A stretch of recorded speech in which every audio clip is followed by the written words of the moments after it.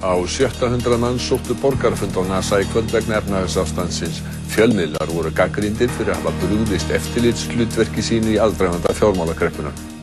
Fjölmiðlar brugðust eftirlitshlutverki sínu eins og svo margir aðrir í aðdraganda fjármálakreppunnar, segir prófessor í félagsfræði. Hann var meðal þeirra fjölmörgu sem sóttu borgarafund á NASA í kvöld vegna efnahagsástandsins. Á 700 manns var á 3. borgarafundinum á NASA í kvöld sem haldinn vegna efnahagsástandsins. Hver ábyrgð fjölmiðla og hafa þeir sinnt eftirlitshlutverki sínu nægjanlega? Þetta eru meðal spurningar sem voru bornar upp hér í kvöld.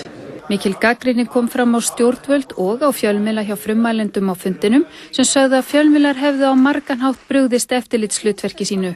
Við höfum langt árabil búið við samfélag ótta og þöggunar, en í slíku samfélagi þrýst ekki virkt lýðræði og þar hafa stjórnarhættir ekkert með pólitískt siðgæði að gera.